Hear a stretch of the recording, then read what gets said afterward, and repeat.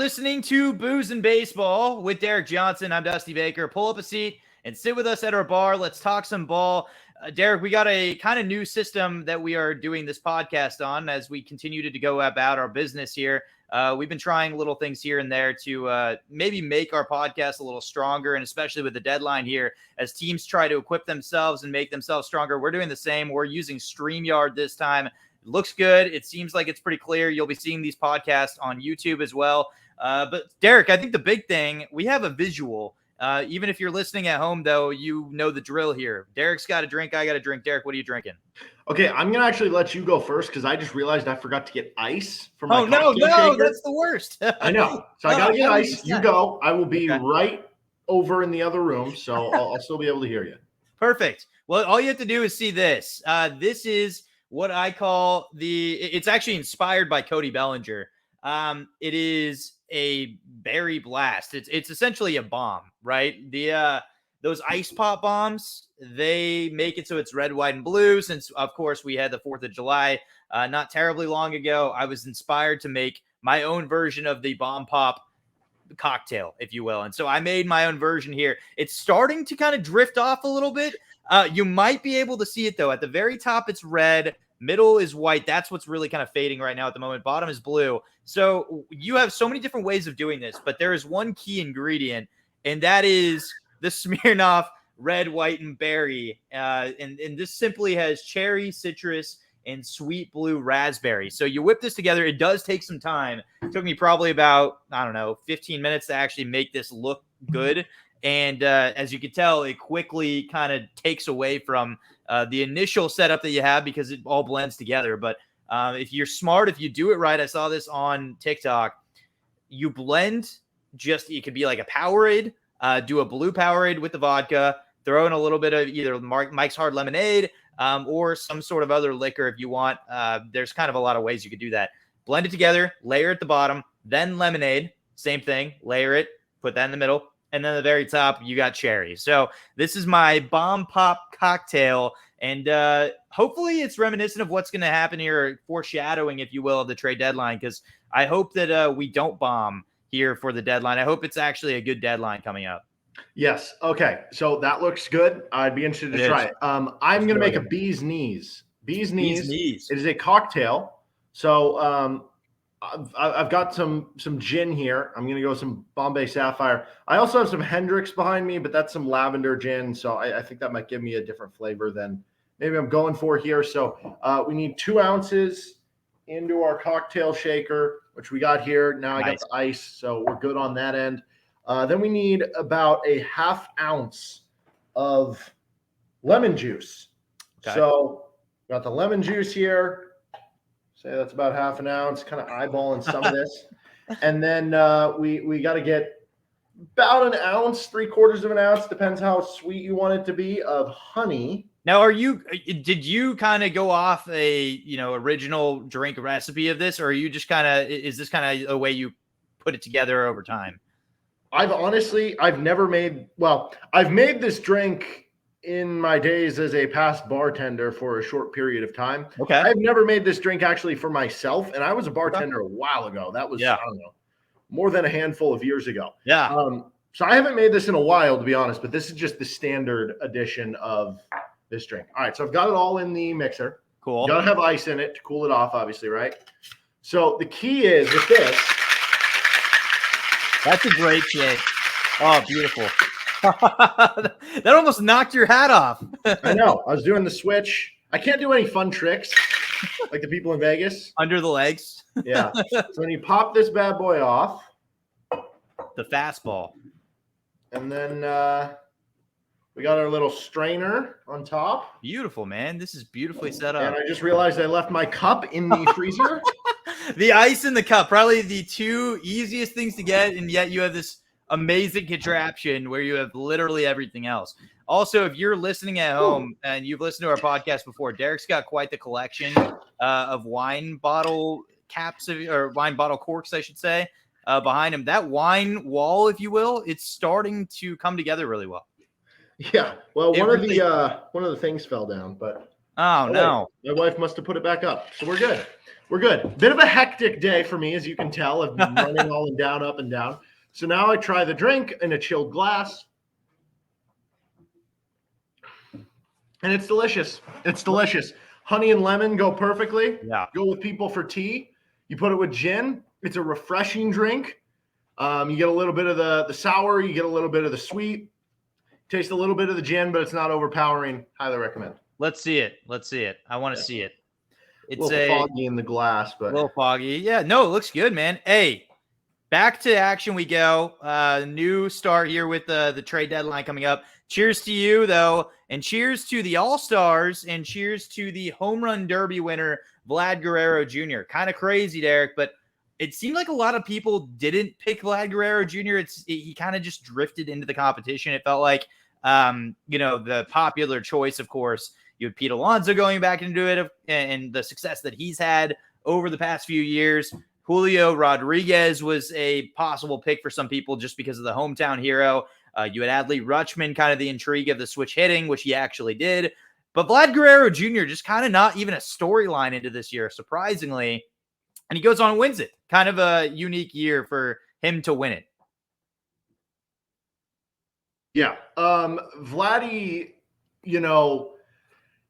I don't know. It was kind of cool, the storyline and stuff of seeing him go through. I really liked the intrigue of what happened in the earlier rounds, to be completely honest. But it's hard not to like the storyline of having him win it when his father won it before he becomes the first, father-son duo to win the Derby. But yeah, I mean, like seeing Pete Alonso kind of lose early, like that to me was maybe an even bigger storyline because he takes it so seriously and he's been so good at the event. So to see him lose kind of early on was as much intrigue for me as anything that happened in the Derby. Pete Alonso does everything just stoic face. He's stone cold, and I can't imagine how angry he was with himself that he got knocked out in the first round. Like, that is the worst thing that can happen to Pete Alonso. And maybe it's why he's been in such a huge slump. Meanwhile, the next day, though, the NL would go on to win the All-Star game for the first time in over a decade. I mean, that is pretty unbelievable to think about. Granted, it doesn't have the same impact, of course. It doesn't matter with World Series home field. Now it's the best record. But what is kind of your takeaway from the fact that the All-Star game itself, it was a pretty competitive game once again, but the NL finally kind of snapping a streak that I wouldn't say many people were even talking about. No, I think once the All-Star game lost the home field advantage thing, like it's become less prevalent about the streaks of who's winning, who's not, right? But yeah, it's been a really long time. To have Elias Diaz be the guy who hits it, first All-Star game at 32 years old, he's had a great first half. He has, but also if he's on a different team, does he get the All-Star nod? I don't know, maybe not. So cool kind of story and come up there. Camilo Doval, Giants getting the win. So that was kind of cool to see too, even though there was one of those things where I don't know about you, but when one of your players is like a pitcher is in the All-Star game, like with the position players, it's like whatever. But when one of the pitchers, I'm just like, I don't want them to pitch. I don't want like anything bad to happen to them. But he ended up getting the win. And yeah, I was cool with Elias Diaz because that's a guy who, I don't know, he might not ever make an All-Star game again. Like it's going to be, kind of an uphill battle from there. So to have that moment, I think is really cool for him. It's kind of interesting that you mentioned, you don't want to see your pitcher out there. And the perfect representation of that was last year, Tony Gonsolin on the hill representing the Dodgers. That was in Dodger Stadium, and he gets the loss as well. And, a year later, you're looking at him, and he's barely a candidate to stay in the rotation, right? So it's crazy how these things kind of quickly turn around. And you mentioned Diaz, maybe he doesn't see the All-Star game again. What a moment for him to be able to have that opportunity. And there were a couple other cool moments as well. Some great defensive plays in the outfield. Seeing Luis Ariz continue to get on base the way he does, that's always been fun. I would say that overall, it was a pretty fun All-Star week, and it went quickly, of course. And then we get back into the second half of the year, and now here we are as we go into the trade deadline. So we're going to get into the trade deadline in just a moment here. But before we do that, we're going to do a quick chug and look back at it stat. Now, the day that we're officially posting this is July the 26th. So naturally, we're going to look back at July the 26th. And I think this is an interesting thing to keep in mind here, Derek, because while we talk about the deadline in July 31st specifically, there are moves that are made well beforehand, and where there's a very decent chance we're going to start seeing that over the course of the next couple of days here. But July 26th, just a couple of years back here, in 2021, on that date, the Padres, they acquired Adam Frazier. Not that big of a name, but it was the return for the Pirates that's actually really intriguing. They get Tucupita Marcano, who hasn't done a whole heck of a lot yet. He's made an appearance or two. But Jack Sawinski was the guy that really is a headline there. That was a steal for the Pirates to be able to get him. Then you get Mitchell Miliano, another face that kind of just within their system that hasn't panned out. But that's one example. 2018, the Astros got Martin Maldonado, and the Angels got Patrick Sandoval. So trade within the division, and it seems like the Angels kind of got the better end of that deal. 2015, the Reds traded away Johnny Cueto and also cash to Kansas City. And the Reds acquired in that trade Brandon Finnegan, John Lamb, Cody Reed. And at that time, Finnegan seemed like a great ad, hadn't really panned out. So shows you prospects don't always pan out accordingly. 2014, your Giants, they acquired Jake Peavy from the Red Sox for pitchers Heath Hembree and Edwin Escobar, obviously very serviceable with Peavy. And one last one of note, 2006, the Cleveland Indians, yes, they were the Indians back then, trading Ben Broussard and cash to the Seattle Mariners for a player to be named later, and Shin-Soo Choo, which we all know would go on to be a very, very solid player over time. But of course, you look back at this and it's just crazy to reflect on some of these trades. Oh, yeah. The PV one obviously sticks out for me for, a lot of reasons.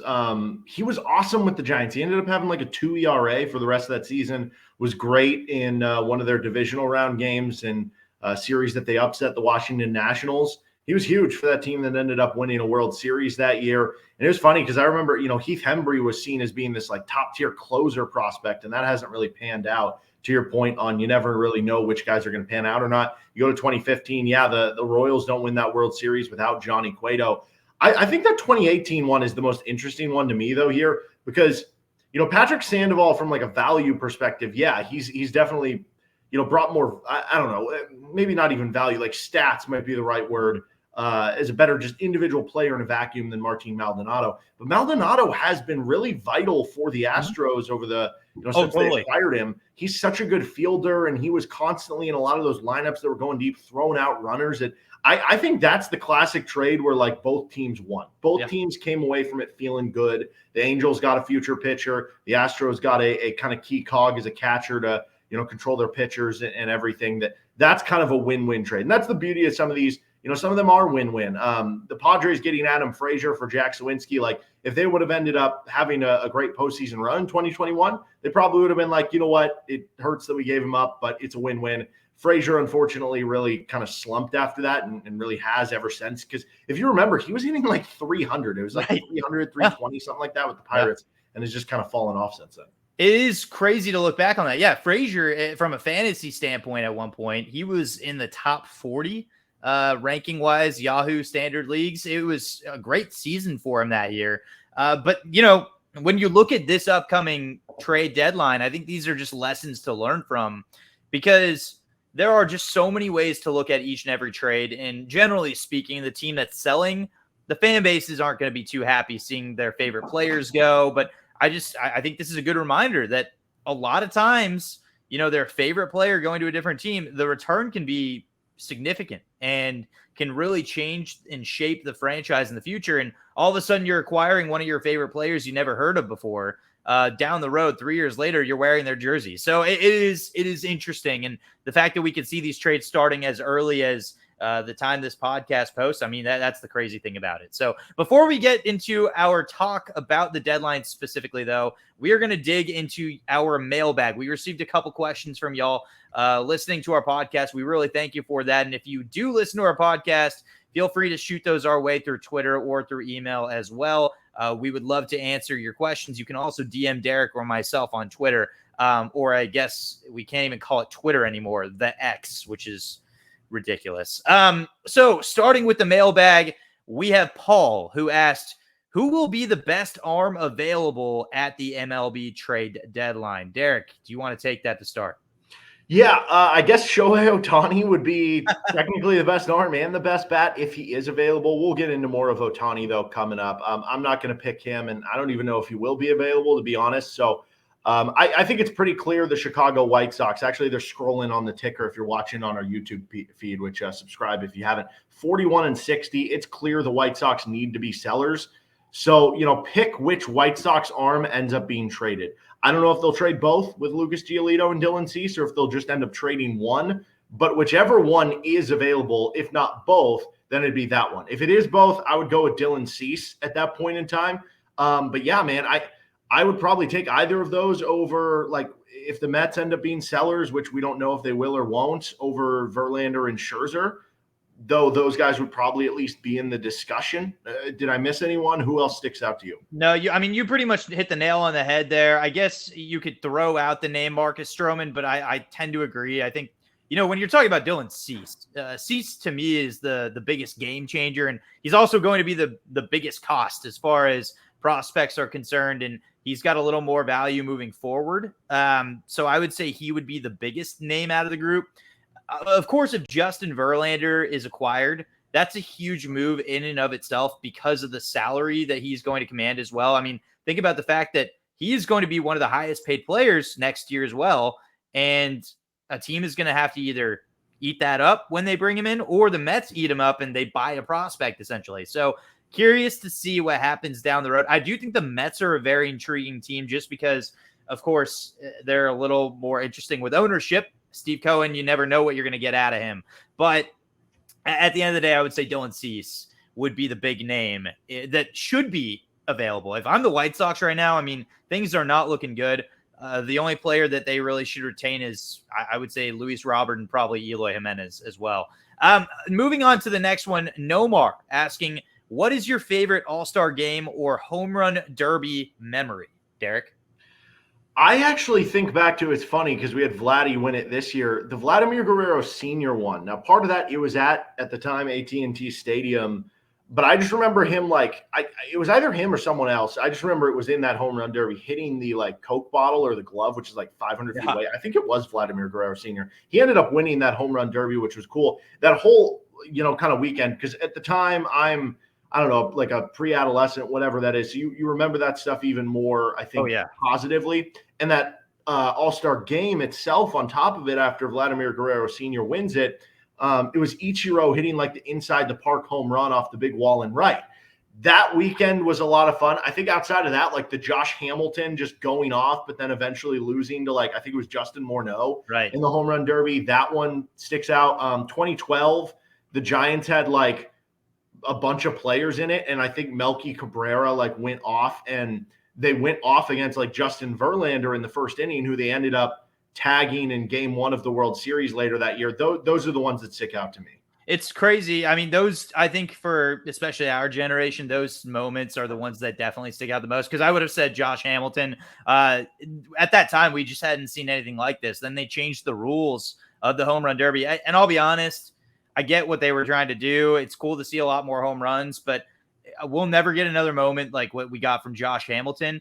I will say Todd Frazier winning the home run derby in his home ballpark was a really cool moment as well. Even if it was against Jock Peterson, that moment was really special to see that. And Todd Frazier was one of the most likable players when he played. So I think that he's kind of more forgotten.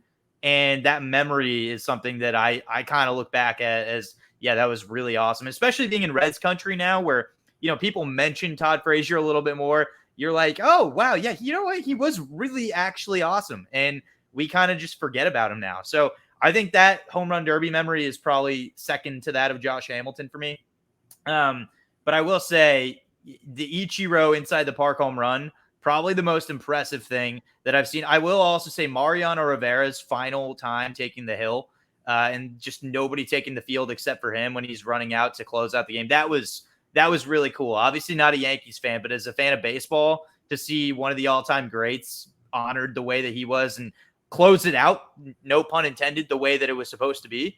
I mean, that was really cool. And there are things in baseball you just can't write. And simply put, that's one of them. So love that. Also love seeing Albert Pujols in the home run derby, by the way. That was to close out his career. I mean, those are the kind of memories that are just awesome. So I would say those are kind of up there with what Derek had previously touched. Olivia has a question kind of similar to what we've seen already here, but who is the first big name that will be on the move? Derek, it's pretty simple. It's hard to predict these things right now, but you kind of have to envision that it's going to be maybe a position player. Yeah, I guess it depends like what you consider a big name. Like Tim Anderson is a well-known player in the MLB, multi-time All-Star. He's had a really tough year, though. He's gotten a lot better so far in the short stint post All-Star break. If you consider him a big name, I could see that happening. White Sox are clearly out of it at this point. Seems like that would make a lot of sense. I mean, the news today, like Shane Bieber going on the 60-day IL, we'll see how that has an effect there. Man, I feel like with the Mets, with the Angels, like those are teams that they're close enough that if they get hot this week and they go 5-1 this week or something, they might convince themselves they're buyers. So I think there are certain teams where if they're close to 500 or close to the playoff race, they're going to squeeze this thing as long as possible. They're going to wait as long as possible. So I think a team more like that is clearly out of it makes a lot more sense. So I guess I'll go with Tim Anderson. Yeah, I'll go with that same wavelength. If you want to consider, CJ Cron to be a big name, I mean, he was an all-star not that long ago, right? Big power bat when healthy. I could see him kind of on the move, maybe being one of the first chips to fall. There's just not a lot, like you kind of mentioned, of teams that have great top-tier talent that are obviously sellers outside of the White Sox. So right. It feels like it's the White Sox we're going to be talking about. Now, I will say this. There are always players every deadline that we sit there and we're like, wow, how did I not see that coming? A player that was on the move or one that shocks us.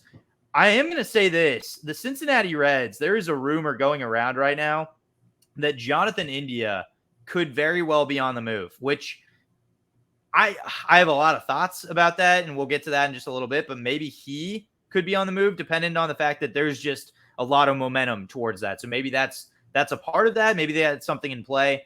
But outside of that, I would say watch for the White Sox. Moving to the next question, which is about Jonathan India, which is why we kind of wanted to hold on that.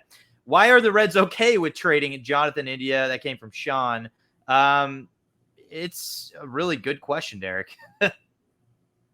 So I actually understand this a little bit. Like, I know he's 26. He's had these really productive seasons. I will say this. If you play fantasy baseball, Jonathan India ranks very highly in fantasy baseball. He is one of those players, though, who is more of a – like he's almost a better fantasy baseball player than he is a real-life player. Yeah. His WRC+, which measures to league average. Would you like to take a guess what it is, 100 being league average? Yeah, I think I read it the other day, actually. It was like 108 or something along those lines. He's at a 99. He's at a 99. He has had a slump. He's been slumping too. Last year he was at a 95, which obviously last year was a bad year. First year was a 120. But basically that means that, he's kind of a stat accumulator who's about a league average player.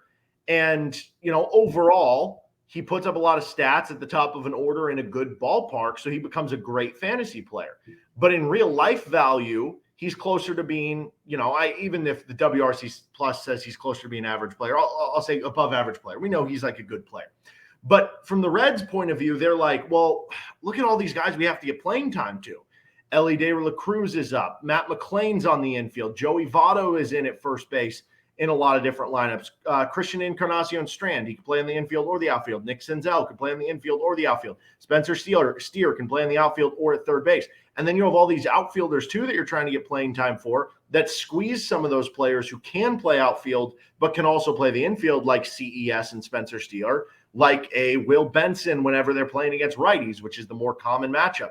Jake Fraley's good. TJ Friedel's good. Like, they have so many good players that I don't think this is them being like, hey, we want to trade Jonathan India because we don't think he's very good. Or I think they're basically saying we have a surplus of talent and we're going to have even more coming up soon whenever like Noel V. Marte and some of these other guys come around, that they're like, listen, he's a good player, but in real life terms, he's not as good as fantasy. And if we could get like imagine if you're Cincinnati and you're going, we can get Dylan Cease for Jonathan India and a prospect. Like at that point, that makes a lot of sense. Yeah, I completely agree with everything you said there. That's kind of been my argument as well. Is India can provide such value that actually can put you over the top. And I do think that because of the production that Noel V. Marte is showing at the AAA level right now, like I was at a game for Noelvi just a couple days ago.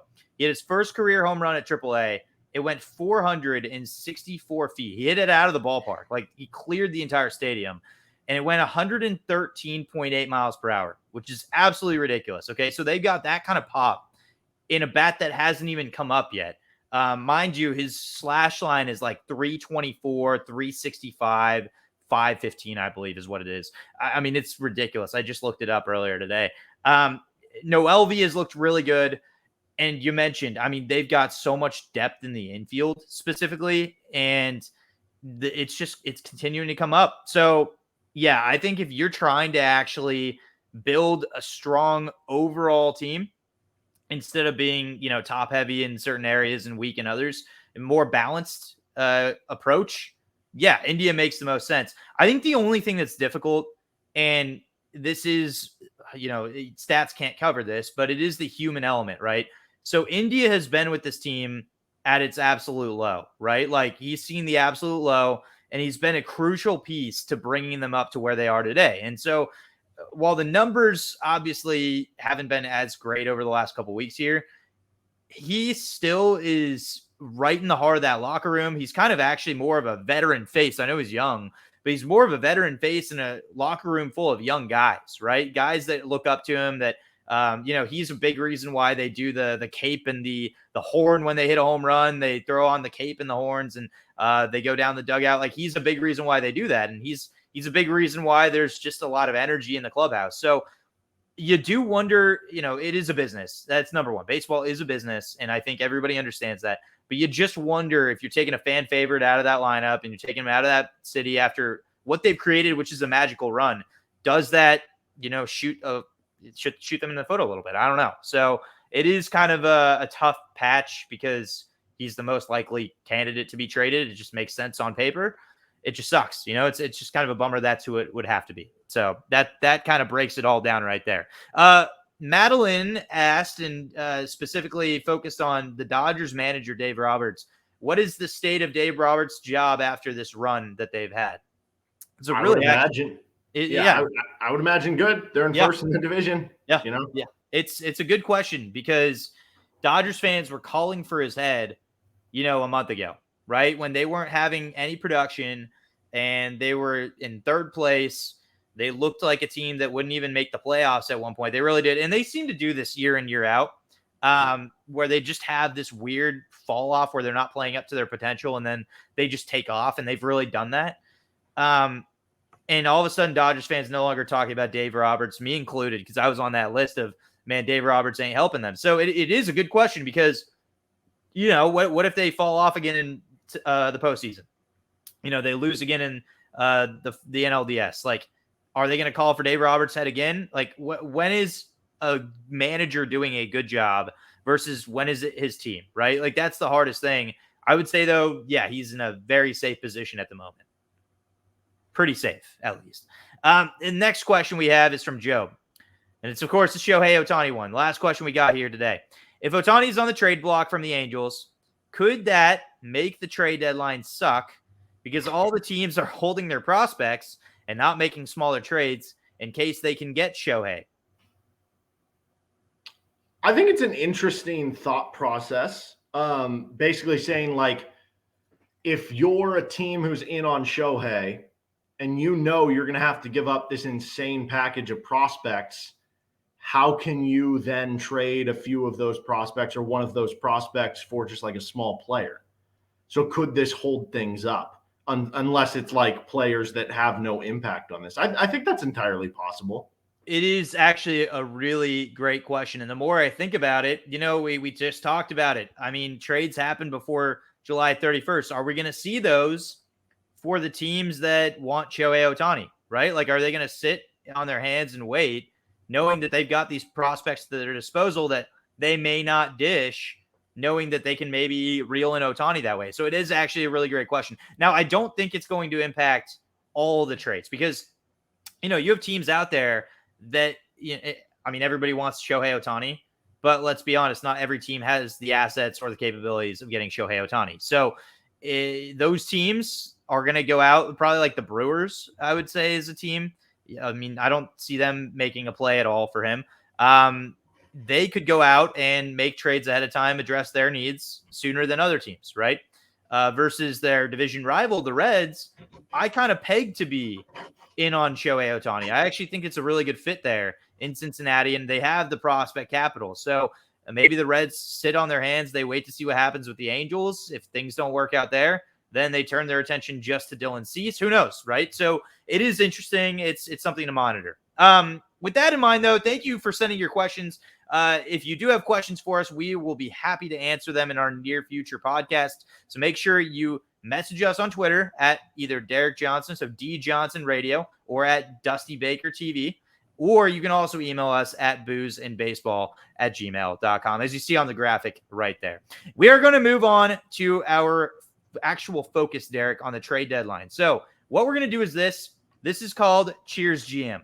You are the GM of the team with these players. Who is keeping the bar open or closed? So specifically, are you open to trading this player if you are the GM of this player? That makes sense? Yeah. And we're going to start at the very top, Derek. You're the GM, Shohei Ohtani. Go right ahead. So I'm open to it if we're out of it or kind of below 500 at this point, because the prospect haul you can get is probably going to be so immense that it can kickstart you rather quickly. Now, obviously, we're under the assumption with all these, you don't get to say the easy answer of, well, if he tells you he's not going to re-sign with you or not. No, you don't know. So you're taking a risk. So at that point, yes, I think I would be open to it, but also I don't know that I'd want to be the GM that was known for trading away Shohei Ohtani. And it's funny because an Ohtani trade, no matter what the return is, you could almost argue both sides are going to be like, I don't know about that. Like the side who gets Shohei Ohtani is going to be like, man, we gave up so much prospect future value for only possibly 2 months of this guy. Whereas if you're the Angels, you're going to be like, man, we gave up Shohei Ohtani for these players. Like that's not worth it in terms of just value of Ohtani for those guys.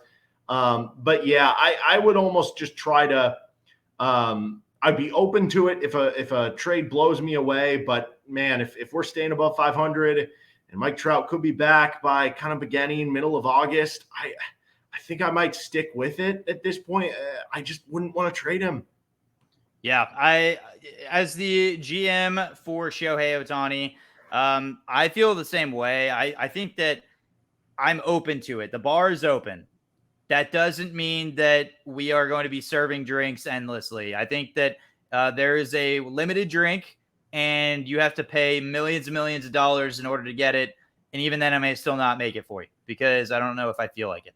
That's kind of how it feels with the Angels. Like it really does. And the way that they've been playing lately too, who knows? I mean, who knows if they're actually open to it at this point. So I would say open to it, but very, very thin opening. Like the bar is about to close very quickly here, and you better pounce if you get the chance too. So you're gonna have to have an amazing offer for Ohtani, and you know everybody wants to compare. Well, what kind of deal is this going to look like? We don't have any idea because you're talking about a completely different player being acquired than any that we've ever seen before. You know, people want to compare it to like the Juan Soto deal, or they want to compare it to the Trey Turner, Max Scherzer deal. I would say probably Turner and Scherzer the most likely, just because you know there was not control with Scherzer, but there was with Turner. So who knows? Who knows? It's really, really difficult to break down. And honestly, I think unless you actually have those inherent conversations with the GMs, we can't really predict it all too well. Players that are a little easier to break down. Derek, you are the GM for Paul Goldschmidt. I'm definitely open to doing this. So he is going to be 36 here in, I believe, about a month. And he's been awesome, but the Cardinals are clearly out of it at this point, 44-56. He's owed $22 million this year. I think it's actually 26 with the luxury tax salary with the signing bonus. He's only under contract one more year. So if we fast forward to next year, and by that point he's 36 going on 37, what's going to be the value there if you have to trade him that year, right? Like on the final year of a contract as a rental, I think you can get a good cost for him because that contract's not like it's expensive, but it's not like overly expensive for how good he has been.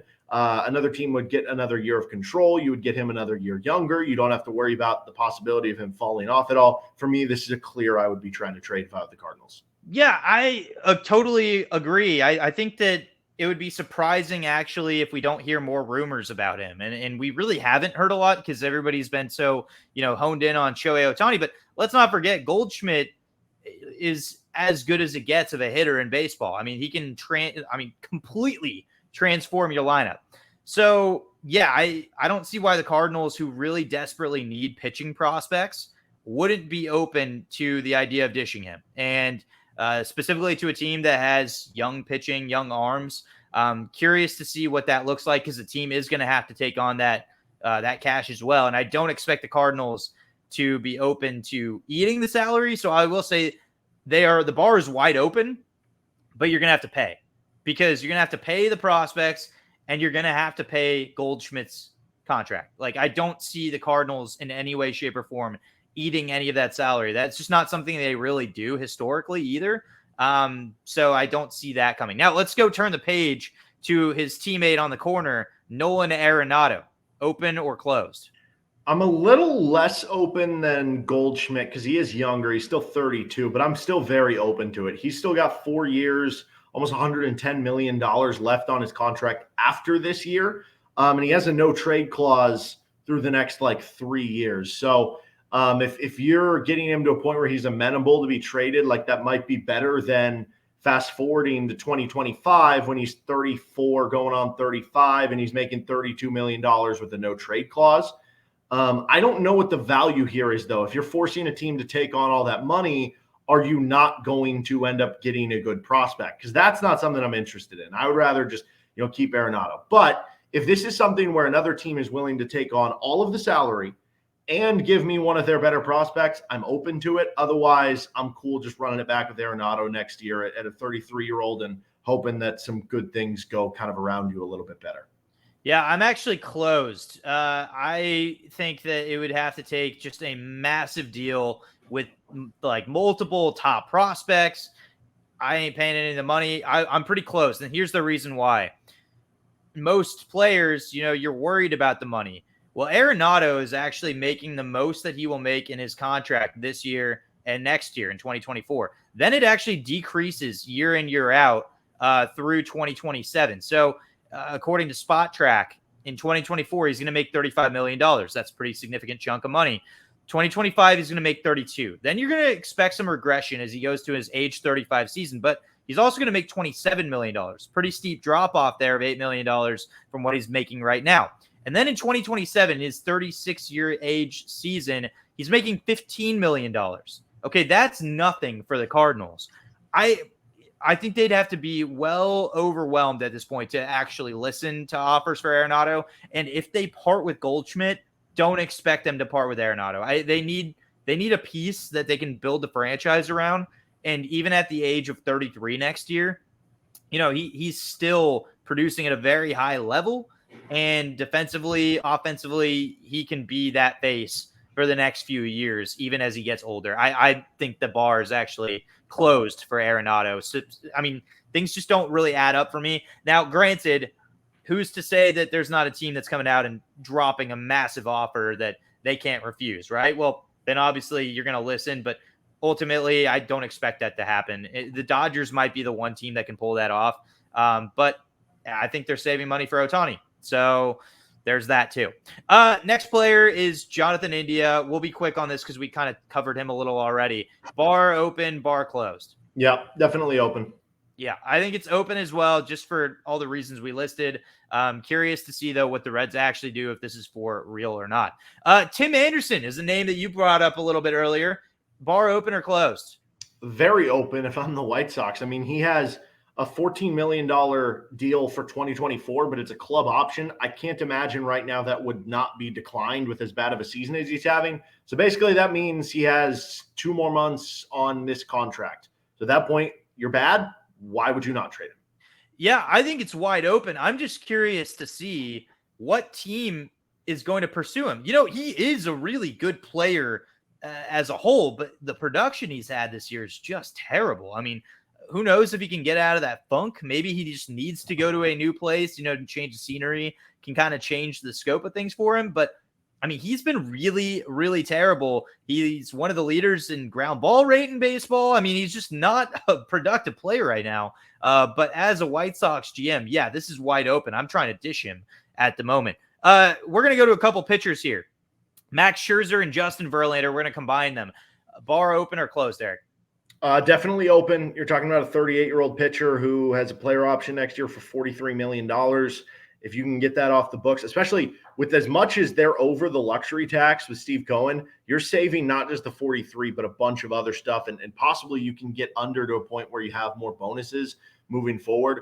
So with Scherzer specifically, yes, definitely. He's got over 4 ERA. He's been solid, but he hasn't been, Cy Young Scherzer. Verlander, kind of same thing. The strikeout numbers are down a little bit. If you get a team willing to eat that full money where you don't have to necessarily attach like a big time prospect. I don't know, man, with as much money as Steve Cohen has, I would almost view it as maybe we should attach a prospect with Justin Verlander just to get him off the books, because then we know Steve Cohen can just use those $40 million next offseason. So yes, very interested in possibly getting rid of both, assuming that they don't get hot here over this last week before the trade deadline.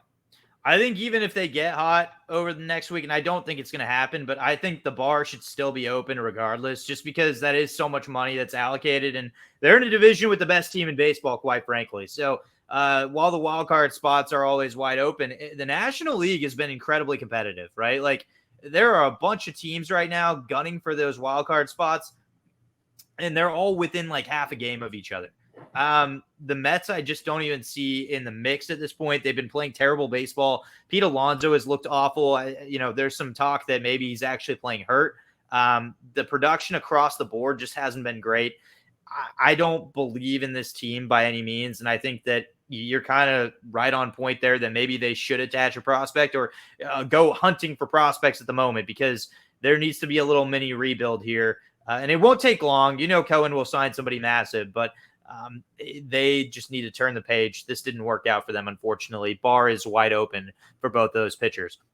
Dylan Cease, we talked about a little bit as a trade candidate. If you are the GM, though, of the White Sox, is your bar open or closed when dealing with Dylan Cease? Mine's actually closed here. He's got 2 more years of control after this year. I still think the White Sox are in a place where they're a big enough market team. You expect Luis Robert. You talked about Eloy Jimenez back on the team for next year. That division is wide open. Just reset with some of your top pieces, try to make some good signings in the offseason, build some depth with some other trades you're going to have, and run it back next year. And even if you can be like a 500-ish team, that puts you in contention for the division. So Cease would actually be somebody I would hold on to. I'd be a lot more open on Lucas Giolito. Yeah, I think Giolito needs to go no matter what. And we'll talk about him in just a little bit. I've struggled with this one a little bit because of the reasons that you mentioned. I do think the bar is open for him, and it's just because he's coming off a massive season. Pitchers are just so difficult, right? Like, they're so difficult to predict. And while I like the core that you have, Luis Robert and Eloy Jimenez, like, Eloy has not been healthy. Luis Robert's been up and down health-wise, and there's no real, I guess, status for me with the White Sox that leads me to believe that there's any hope as far as in the near future, right? Like, top prospects, they don't really have a lot of them at the moment. They're kind of lacking in a lot of areas. And it's crazy because this team, 2 years ago, we were talking about as a World Series candidate, and they've just really fallen apart in like every aspect of the game. It's really quite shocking how quickly their rise and fall went. So part of me has to think the ownership's going to really have to decide what is the direction that we want of this organization, because you mentioned that Central Division is open, but just with Luis Robert and Eloy Jimenez, I don't know if, you can sustain. Lance Lynn's getting older. He should be gone at this deadline. Like, expect him to be dished off pretty easily. The White Sox are going to look different. They're going to look very, very different. And if you trade Cease now, the cost is going to be substantial, right? Like, they're going to get a massive return. It's not going to be much higher, I think, this year than any other, like any time after, depending on what he does, right? Like, he's kind of hit what I would consider to be his max value no matter what. So maybe you take advantage of it before he heads into arbitration, gets really upset, pulls a Corbin Burns kind of thing. Kind of curious to see what happens. But I'm going to say bar open on Cease for that reason. 2 relievers for you to close this thing out. Josh Hader. your closer for the Padres. Yeah, open here. Last year of his contract, Padres haven't been doing so well. I would definitely think that you could get something back and then try to reset for whoever your closer is, do it in the offseason for next year. And then, yeah, with David Bednar, the last one here, that one's a little more closed. He has 3 more years left of arbitration under his contract here. It's one where I've seen the Royals so often here in just the area have a guy who does have 2 or 3 years left of control. And then they're like, we're definitely not going to trade him. And then by the time he does get to the last year of the contract, they don't get anything for him because he's kind of fallen off. Like it's kind of happening right now with Scott Barlow. It happened with like Whit Merrifield. It's happened so many times with them that I would want to get out in front of it before then. So if you do get a good enough offer, I'm open to it. But still with 3 years left, that's a lot of time. So that's how I'd be viewing those two. Yeah, I think with Josh Hader, I'm more open to it. The Padres are not showing any signs that that'll be the team to crack the playoffs. And they just depleted their entire farm system really to make these win now moves. They may need to kind of take a step back and try to get a couple pieces to rebuild in areas that they need it. So I think Hader, I'm pretty wide open on. Bednar, I agree with you. I have a little bit of trouble seeing them move him just because the Pirates are, MLB Network Radio made a good point. The Pirates are in a weird direction right now. They actually have a lot of prospect capital. Like they're in pretty good shape as far as having good prospects and having a possible win now future in the near future. They just need to actually start winning baseball games and not, sit down and kind of just accept defeat like they have been. You saw at the start of the year, they can be competitive, right? And remember, this is a team that hasn't had their best player, O'Neal Cruz, play basically any of the season. So you trade Bednar now, you're giving away what is rightfully a strength for this team heading into the next year, when maybe next year all they are is a signing or two away from being competitive like they kind of looked at the start of the year. I think the bar is a little more closed for me in Bednar's case. Now, the thing that's tough, I would still field offers because relievers can be very, very spotty over time. So I wouldn't fully close the bar. I would have my window open, taking last calls maybe just to kind of see what's out there. But I don't know if I am actively shopping Bednar, if that makes sense. So with that in mind, those are our breakdowns as GMs. We do have one random player each of us is going to name that we think could be dealt at this deadline. We've been hearing rumors, kind of a weird one. It makes sense when you look at it, but Nolan Gorman to the Seattle Mariners in exchange for Logan Gilbert. Kind of a bizarre possible trade, but the Cardinals trying to get some pitching depth, the Mariners trying to get maybe some controllable hitters, especially on a team that has so many great pitchers. One player that I'm curious about at the moment is Ryan Mountcastle for the Baltimore Orioles. There is just an influx of top prospects, and we're kind of seeing it with the Reds, as we talked about. The Orioles, it's the same way, and this is a win-now ball club. I wonder if they try to use a guy like Mountcastle while he's still somewhat in his prime, go out, dish him off for pitching, and then they go and make a separate deal for a guy like Goldschmidt, and kind of stack an area, get a little stronger at that first base position, use the youth and strength that they have there for, addressing a different need. It's not a name you expect to hear, but he hasn't necessarily been great lately with the Orioles. And this is a team that can't sit around waiting for his vertigo to fix itself. And that's been a big problem. He's had vertigo throughout the season. At moments he said that the ball looks like it's a pea. So that's not good. My guess is he's going to stay put, but I could see him get traded. What about you, Derek? I would go with just like in general, a San Francisco Giants solid player, because I think they want to be buyers at the deadline. They need middle infield that could use a starting pitcher upgrade. Right now, they're around $220 or so million for their tax bill. $230 million is the line. I don't think they want to cross that this year, just in case they do make a splash in free agency this next offseason, that they want it to kind of start then, because you get the repeat, kind of the taxation and penalties that come with it. So they don't want to cross this year yet, which means that if they're going to acquire someone, there's a good chance they're going to have to send someone back in another way. Now, a lot of these are probably more sunken costs where they might have to attach a prospect to get somebody else to take them. But, I look at like Anthony DeSclafani with a couple years left at about $12 million. He's struggling. Sean Manaea has really struggled after making him a free agent, making $10 million. Same with Ross Stripling at $10 million. you're going to have to attach some prospect capital or maybe make it a 3-team trade in some regard with somebody you want to accomplish.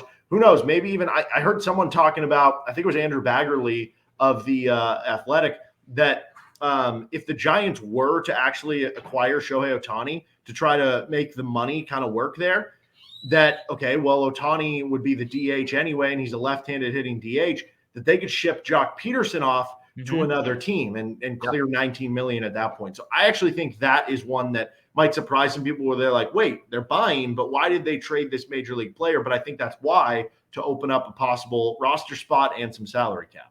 I like that. I think that that's actually a very strong candidate. I also believe that the Giants are going to be buyers at this deadline. And I think Farhan, I mean, Derek's a Giants fan. So Farhan has been really, really bad lately at making big moves. And I feel like he's heard this. I think he's seen what it happens to his team when he doesn't make big moves and other teams around him like the Dodgers do. I expect this to be the year that he does something at the deadline. I really do. So I think the Giants will be more active. And I think that they're a favorite to land Shohei Ohtani as well. We'll get to that in just 1 second because we do have our last call, Derek. And we talk about the bar closing.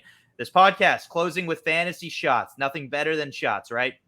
So we're going to talk about teams that acquire these players. We can't, of course, say that they're staying with their team. So if I say Shohei Ohtani, we can't say, well, I'm picking him to go to the Angels or stay with the Angels. That's not a thing in this case. It's if they get traded, where are they going to? And it's a shot, man. We do it real quickly. So we're going to start at the very, very top here with none other than Lucas Giolito. Derek, where is he going? I'm going to say the Dodgers. He's from Southern California, Harvard Westlake. We've heard all about that with, him and Fried and Flaherty. So I think there makes some sense there. White Sox are bad. Dodgers need another starting pitcher.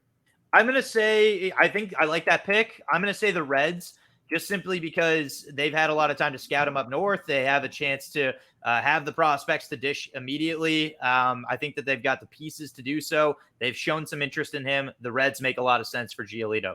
CJ Cron, first baseman for your Colorado Rockies. It becomes tough because with first baseman, you're not as versatile as other positions. The Milwaukee Brewers, though, are 24th in DH WAR, so you can use them as first base or it's DH. They're also 30th in the MLB in WAR for first baseman. Seems like a perfect fit to put CJ Cron there. And when you think Rowdy Tellez, when he's healthy, he's on the IL right now. When he's healthy, he's a lefty, so he's going against righties. You can have a perfect platoon split where CJ Cron is the first baseman against lefties, Rowdy Tellez is the first baseman against righties, and then you can still DH Cron in the games against righties. I like that fit a lot. I think that that's actually a really great target. And imagine him. I mean, he's been hitting in cores, but going to Milwaukee where the ball still launches pretty well, I think that's a good fit. And I like the platoon idea actually a lot. So curious to see if that's a move that they would make. CJ Cron just kind of plays like a Brewers type player, kind of gritty. A little bit under the radar, yet produces some pop. I like that a lot. I'm going to go with the Seattle Mariners. I think that there's some flexibility you can have with Ty France. There's ways the Mariners kind of configure their lineup, and it seems like the Mariners are going to get a little creative here as well. So as far as dishing certain pieces elsewhere, could be one of those teams that trades a player that we're kind of confused by. Cron, I think, fits nicely in that lineup actually as a right-handed hitter. Cody Bellinger. I'm going to go with the Tampa Bay Rays. I think this would actually be super interesting. Speaking of platoons, Jose Siri, big power numbers, not great average overall. But with Bellinger, if you brought him in to play center field or whatever, you can basically have him be the strong side platoon. Whereas, Siri's batting against lefties, Bellinger is batting against righties. So you're going to get more bats against righties.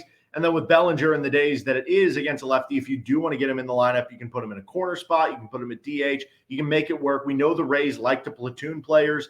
And, with Bellinger, I think he makes a lot of sense because he's going to be a good fielder for them. He's someone on a 1-year contract. We know they probably don't want to get invested long-term in some of these guys. I think that makes a ton of sense. Yeah, I could see him with the Rays. I think that's a solid, kind of underrated fit for him.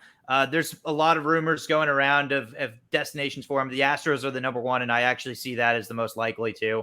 I think that he fits the lineup well. They could use another power bat, and what is actually shockingly a quieter lineup than usual this season.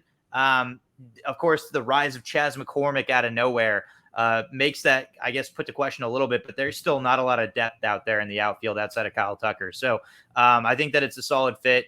And especially with Yordan Alvarez's status of health kind of up in the air, it seems like he's going to come back soon, but you never know what that's going to look like sustainability wise. I think Bellinger fits that squad pretty well. Marcus Stroman. Yeah, I saw some of those a few weeks ago when Alek Manoah was down, the rumors about returning to the Blue Jays, which that doesn't make sense to me because you have Kevin Gausman, Jose Barrios, who's done a lot better this year, Chris Bassett, who's just like a solid pitcher. Yusei Kikuchi's having a great year. And then even now that Alek Manoah is back up, he's looking good. Even if Manoah wasn't back or whatever, you're not going to bring on a guy like Marcus Stroman, who's a really good pitcher, and cost you all this prospect capital to be your like number 4, number 5, or have to push someone else down the line. So I don't see that one. I'm going to cheat a little bit here. I'm going to say black and orange. I think the Baltimore Orioles could use another pitcher, could use a frontline pitcher. I think Marcus Stroman would fit in perfectly there. Or the San Francisco Giants. The Giants are in a spot where they have so many starting pitchers who are basically being multi-inning guys like Manaea, like Stripling, like DeSclafani, like Alex Wood. But none of that, like they're all just like kind of average-ish pitchers who have in a lot of the cases been struggling this year. So if they're going to get a pitcher, they're going to need someone who's like a front 2 or 3 guy. Stroman can be that guy. He had a lot of interest in coming to the Giants when he originally signed with the Cubs. He ended up picking the Cubs over the Giants, but I think he has interest in the organization, and I think he fits a lot of what the organization has done. You look at their starting pitchers, they're not necessarily high strikeout guys. They're limiting contact guys. That's the case with Logan Webb, with Alex Cobb, with Alex Wood, with all these guys. I think he makes a ton of sense in either black and orange uniform. I'm going to say the Rangers. That's right. I combined like 3 different names right there. The Rays seem the most likely. I could see the Rangers getting involved. And I think if the Angels go on some wild winning streak here and decide to retain Ohtani, okay, they have to solidify to their fan base that they're actually all in, right? They're going to have to make a move for a pitcher. Stroman actually makes a lot of sense for that organization. Kind of pairs well with the guy like Reed Detmers, and of course Ohtani at the top of the rotation. You could go Ohtani 1, Detmers 2, Stroman 3, some way, shape, or form like that, right? And then Canning 4. I kind of like that fit actually out there in Anaheim. But I think the Rays are the most likely just because they have the prospect capital. And the Rangers kind of same situation. The Rangers are going to need some pitching. And it seems like the Rangers are all in this year. So the Rangers, kind of those 3. Out of the 3, I'll choose the Rays as the most likely in that group. Jordan Montgomery. So I agree with you. The Rays need another starter, but I actually went with him here because I thought he'd be a good, reliable pitcher for them that you can put in like a game 3 or game 4 of a playoff series. Maybe you piggyback in a playoff series, Taj Bradley off of him. Like that would be a lot of fun. You go with a lefty, then a righty, really mess with the lineup a little bit. But they could use some more security at the back end there. And I think when you look at it, they have a lot of guys who are kind of injury prone, or like with Taj Bradley, how many innings are they going to let him pitch? With Tyler Glass now, he's had a lot of injuries. They've already had the injuries to, Jeffrey Springs and Drew Rasmussen. They need somebody who you can reliably count on for innings. You're looking at a guy who had over 150 innings in each of the last 2 years. He's already had 115 this year. I think he makes a lot of sense there. Yeah, I'm going to use your argument for Marcus Stroman, transition it over to Jordan Montgomery, because I think the Orioles make a great fit. Of course, he's got some familiarity, and this works for the Rays or the Orioles, with the AL East already. The Orioles just need pitching depth. I think that he's a solid piece. He kind of looks like a guy that would just thrive in Baltimore too, in my eyes, and they need a solid lefty starter as well in that rotation. I think that he kind of fits the bill. He's not a top end starter per se, but he's going to fill in the gaps that they need. Baltimore never seems to get any ace potential. I will say this, it's interesting because their ballpark's bigger. Do they go after a bigger name? I don't know. But I think that he fits well in Baltimore for the same kind of reasons you mentioned for him to be in Tampa. Jack Flaherty. So I went with Boston Red Sox here. I could tell you all about why the Red Sox need another starting pitcher. Obviously, that's not a position for them that I would I don't know that I'd classify it like a weakness, but I wouldn't classify it a strength. Like I like what Brian Bayo's done, even though, he's still a young pitcher.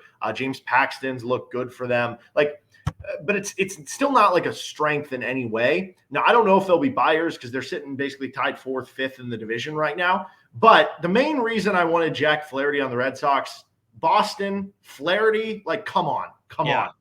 Yeah. I I do love that. I think the fit is beautiful there. So let's just speak it into existence. Why don't we? I like Flaherty to Boston. I like that. I'm going to stick. You had this argument with Giolito. I think going to LA fits Flaherty well. Return to home. Also teammates with Lucas Giolito, Harvard Westlake High School. The Dodgers need another starter, and they've got Kershaw and they've got Arias, two lefties. They haven't really had a righty step up outside of Bobby Miller. I think that they're going to try and kind of even that thing up there. And if they're not in on Stroman, which I don't really see a fit there for some reason. I don't know if I like Stroman to the Dodgers as a thing. I think Flaherty's kind of that next guy if they don't get Giolito. Giolito to me would be probably more likely, but if they miss out on him, and since I'm going with Giolito to the Reds, I think Flaherty to the Dodgers makes a lot of sense. So they're going to go for a guy that they can kind of build and find potential in. And Mark Pryor is a genius. So who knows? He could probably kind of get what he needs out of Flaherty that made Flaherty a top prospect. Kendall Graveman. I honestly, for all the relievers we're about to do here, I could just guess the Dodgers for all of them, and I feel like I'd be right with just like one of them. But I had Giolito to the Dodgers, so I feel like it just makes sense. Make it a package deal. Kendall Graveman goes along in the trade. Yeah, I felt the same way a little bit with the Reds, just adding some depth to that bullpen. But I actually see him ending up somewhere else. I kind of think that the final destination will be the Texas Rangers. They brought in Aroldis Chapman. I think they need one more righty arm that's not necessarily a closer, but is a piece that can set up. And Graveman's very, very good at that. We've seen that in the past. He's not necessarily a good closer, though, right? And so I think that kind of fits more of the bill of what the Rangers need anyways. And then all of a sudden, look at the back end of the bullpen. They kind of look solid when you go with a guy like him in the 8th inning, right? You could have Chapman in the 9th, and all of a sudden, in the 7th inning, you have Will Smith, a guy that was closing games for you. So you can kind of transition however you want in that aspect, but he would be a great add, I think, for the Rangers. A couple more we got, as Derek mentioned, they are relievers. David Robertson. He always like pitches on an East Coast team, like a Northeast team, like in the NL East or AL East. So I kind of wanted to go like the Phillies, but then I was like, are they really going to trade him in division? Probably not. So I'm going to actually just go with the Diamondbacks. Their bullpen's not very good. Yeah, this is where I go with the Dodgers. I think that he would be a tremendous closer, and that way they can move Evan Phillips back into a setup role or more of – he's not even a setup. He's just kind of high leverage is what the Dodgers like to use with Evan Phillips. And while Phillips has done a very good job in that kind of more – it's still a committee, but more of a closer role than any other player on that team, I think the Dodgers really want to utilize Phillips differently. And to bring in a guy that actually knows how to close out a game in the 9th, David Robertson, I think makes the most sense in LA. Two more for you. Scott Barlow. This is another one that I think would make sense with the Dodgers. He's struggled a bit in the last couple of outings. So we'll see. I don't know. Maybe he hears the trade rumors and he's just ready to get out. Some of the stuff metrics are still good for him. So we'll see how it does. I think the Reds need another reliever, though. I'm going to go with Cincinnati. There's so many different names of teams that have the same issues at this point. One that I'm kind of curious about, just based off of the fact that they could strengthen what is already a strength, would be a team like the Minnesota Twins, right? Like they always seem to make moves at the deadline for depth purposes. And I could see, even though it's within the division, I could see just for the sake of the fact that they don't necessarily have a ton of depth in the back of the bullpen. I mean, Durant is incredible, right? But to have a couple pieces to really lock down the 9th inning, 8th inning, 7th inning, he just kind of fits the mold, I think, well out there. I don't think it goes far down the road. I think Minnesota is actually an underrated fit, considering that's actually a fairly decent bullpen to make what is a strong bullpen even better. That'll be kind of my weird one out there. All right, the last one, Derek. This is the one everybody wants to hear. It's Shohei Ohtani. Where is he going? The Oakland A's offer their entire team and entire group of prospects. The Angels turn it down. They would. They have to go. They would. They actually would. I know we can't pick this. I do think he's going to end up staying an Angel, but for the sake of picking something else, I kind of want to go like a sexy pick. The Padres randomly get hot here, and then just like AJ Preller does AJ Preller things. Like they're only like 500, but he's like, screw it. We're going all in. I kind of want to do that, but I also think the Rays one would be a lot of fun. I brought that up on a show about a month or two ago. Let's say like, I don't know, Kyle Manzardo and something else fun goes to the Angels and Ohtani goes to the Rays. Yeah, I like the Rays a lot. I do. And I honestly started liking them more after you'd made that point a month ago. I started thinking about it more and the prospects that they have to their disposal. I mean, you could build a brand new team and the Rays still wouldn't be, out from underneath themselves with the prospects they have. Like they have so much prospect capital. It is absolutely insane. We know the Dodgers won't be acquiring Ohtani. The Angels said they will not trade him to the Dodgers. I think that's a terrible decision because the return they would get there is absolutely incredible. The team that I think is going to actually have the best to offer, if it's not the Rays, though, I'm going to go with the Cincinnati Reds. I've had the chance to see a lot of these prospects up close. There are so many talented players within this farm system, both major league ready and younger that are ascending. And I think that it's really dependent on what the Angels at that moment would want. They can get anything. I mean, all of a sudden, you don't have to trade Jonathan India if you trade Noelvi Marte, for example, and pair him with a star pitcher that they have. Connor Phillips is a stud. He's had a pretty good week already. I could see him being in the mix there. They've got a lot of good young talent in single A, double A. And keep in mind, the Reds in their draft, they drafted 2 pitchers that are college pitchers. So they're building to win now. And even if they lose those infield pieces to try and win this year, they will have pitchers coming soon in Louder, as well as they'll have Ty Floyd out of LSU coming hit their way as well. They're not going to be missing out on much, I don't think. They have prospect capital to their disposal. So I will say the Reds are my fun pick. They go on this magical ride. Hopefully they keep India just for the sake of it. And they go on a ride and get Ohtani. That would be pretty dang cool. Okay, with that in mind, Derek, any final thoughts as we approach this trade deadline? No, just looking forward to it. My final thought is this, pretty simply.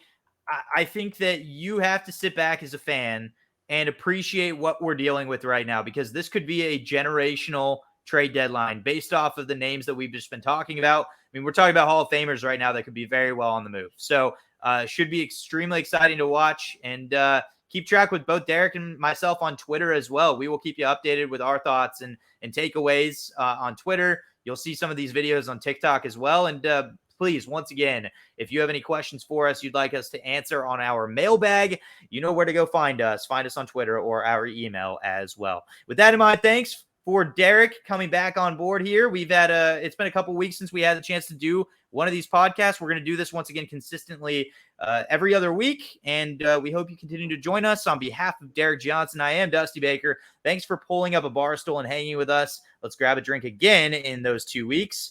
Until then, though, happy trade deadline season. Talk to you soon.